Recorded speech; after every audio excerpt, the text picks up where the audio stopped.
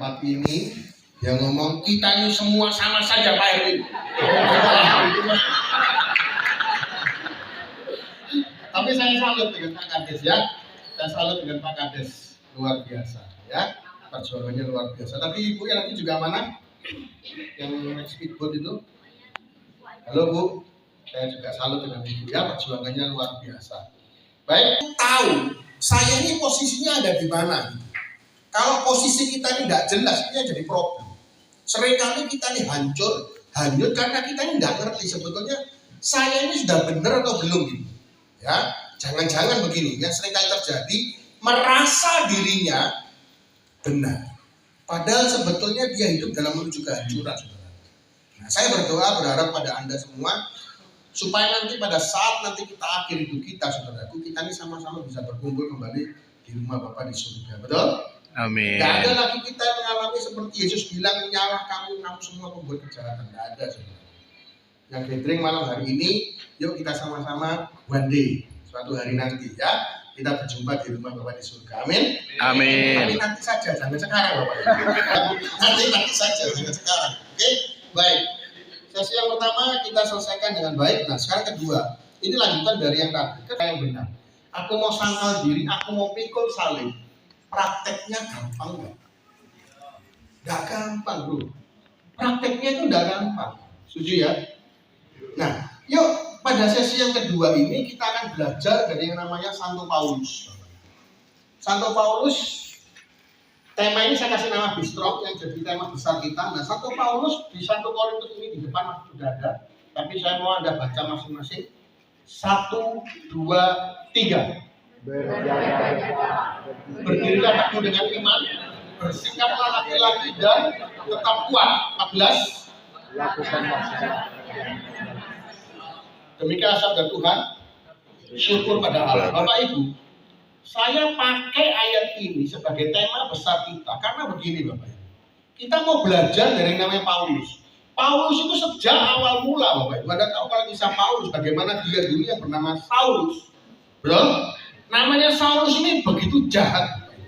Hidupnya penuh dengan mewah, dia orang pintar, dia pasti mewah, dia kaya, gitu ya. Dia punya kedudukan, dia punya pengaruh yang luar biasa, dan karena pengaruh itu, karena kedudukan itu, maka dia punya hak untuk menganiaya orang Kristen pada zaman itu.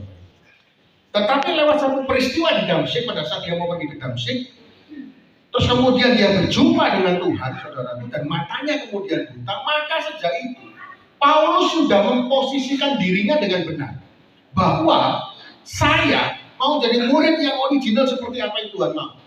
Dan dia lakukan itu dengan militan, saudara. Oke, dia sudah menempatkan dirinya pada posisi yang benar, titik start yang benar.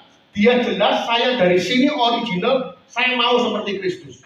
Nah, persoalan perjalanan itu bagi Paulus tidak gampang. Paulus itu mengalami begitu banyak penderitaan dalam hidupnya, bagaimana dia menjadi seorang murid yang benar di hadapan Tuhan.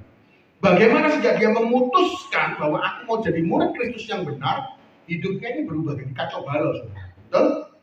Dia dimusuhi sama banyak orang, dia dicari-cari banyak orang, dia dipenjara, wah hidupnya pokoknya kacau balau, berputar 180 derajat dari yang dulu namanya Saulus. Nah, dari segala macam peristiwa iman yang dihadapi oleh Paulus tersebut, maka di Korintus itu dia memberikan suratnya. Nanti silakan baca satu perikop, sangat menarik Bapak Ibu. Dia nulis surat ini bukan teori. Dia nulis surat ini bukan karena pemikiran saja. Dia sudah praktek.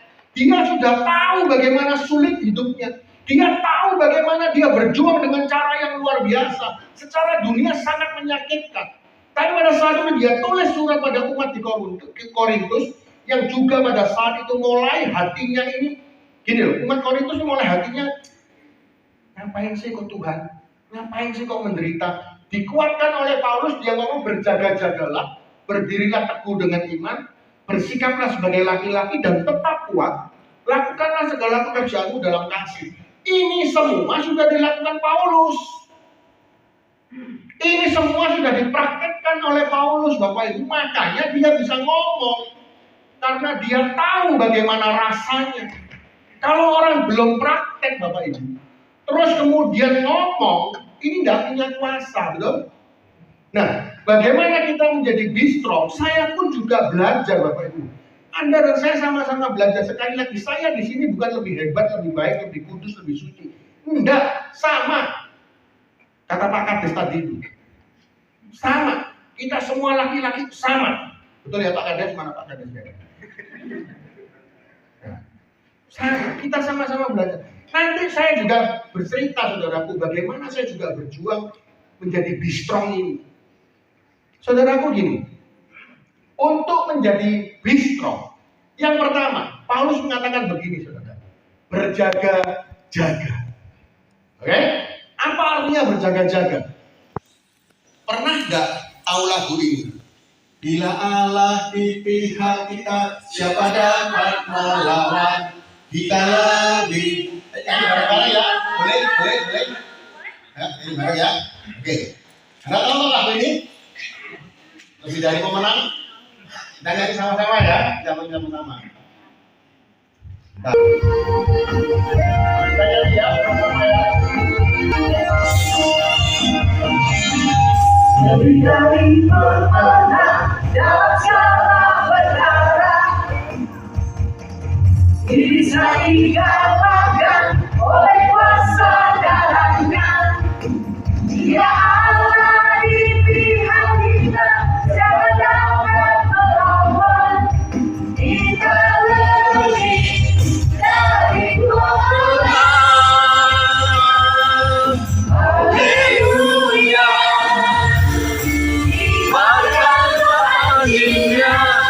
Yesus Raja segala raja.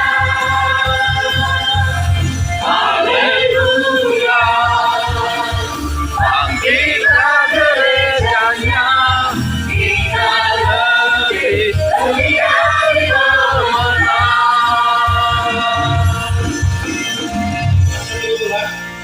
Kita ulangi kemuliaan Allah Tuhan.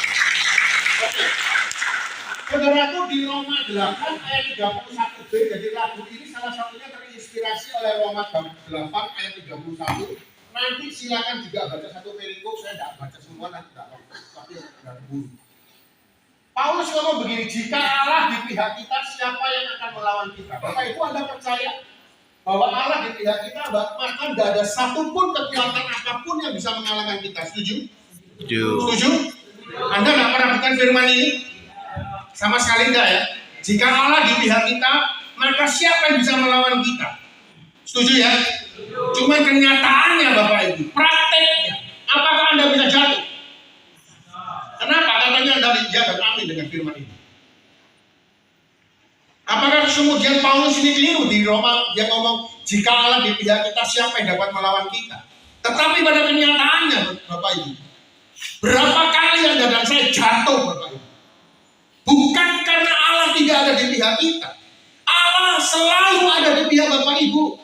Allah selalu di pihak saya, di pihak siapapun pada saat kita terima sakramen baptis, pada saat kita menyatakan janji setia kita, kita mengatakan saya adalah anak Tuhan, saya adalah warga negara surga, diterima dan sakramen baptis, dibaptis dalam nama Bapa, Putra dan Roh Kudus. Maka Bapak Ibu perlu tahu satu hal yang pasti. Sejak saat itu Allah ada di pihak kita. Amin. Amin. Pertanyaan yang sangat sederhana. Kalau Allah ada di pihakmu sejak engkau terima sakramen baptis, hari-hari ini engkau ada di pihak siapa? Seringkali kita ini terlena Bapak Ibu. Oh, jika Allah di pihak kita, kita lebih daripada pemenang. Tidak ada yang bisa mengalahkan kita. Seringkali kita merasa sombong secara rohani Bapak Ibu. Saya punya Allah. Saya Allah saya hidup, Allah saya hebat, Allah saya dahsyat. Oke. Allah di pihakmu. Siapa yang dapat mengalahkan? Tidak ada Bapak Ibu. Paulus mengatakan berjaga-jagalah.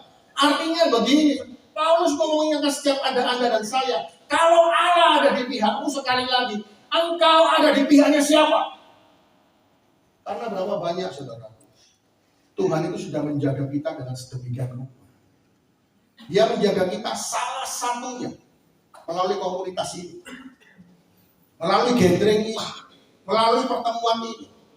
Allah menjaga kita supaya Anda dan saya selalu ada di dalam hadirat Tuhan. Setuju? Tetapi berapa banyak dari setiap Anda dan saya tidak berjaga-jaga, Bapak? Artinya apa? Dengan sengaja kita keluar dari hadirat Tuhan. Pada saat engkau jatuh, Bapak, pada saat saya jatuh, bukan karena Tuhan yang meninggalkan kita, enggak. Tuhan tidak pernah tinggalkan kita. Tapi dengan sengaja, Bapak Ibu, Anda dan saya keluar dari perlindungan Tuhan. Bapak Ibu, seringkali kita tidak sadar, Bapak Ibu. Masih ingat firman Tuhan di Injil ngomong begini, pencuri datang kita tidak pernah tahu waktunya kapan. Setuju? Makanya dia bilang berjaga-jagalah, karena kamu tidak tahu kapan waktunya tiba. Masih ingat yang peristiwa perumpamaan minyak, gadis-gadis 5 gadis bodoh dengan 5 gadis baik? Yang bijaksana itu masih ingat? Saya tidak cerita semuanya, tapi Anda pasti masih ingat kan? Tidak tahu kapan pengantinnya datang, Bapak. Pertanyaannya sekali lagi, berjaga-jaga tidak Anda dan saya hari ini?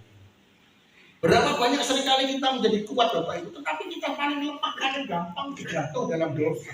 Paling jatuh dalam kelemahan kita. Kenapa? Seringkali Anda dan saya dengan sengaja keluar. Bapak Ibu, saya akan ceritakan dengan lanjutan kisah saya tadi. Tadi 2012 saya cerita,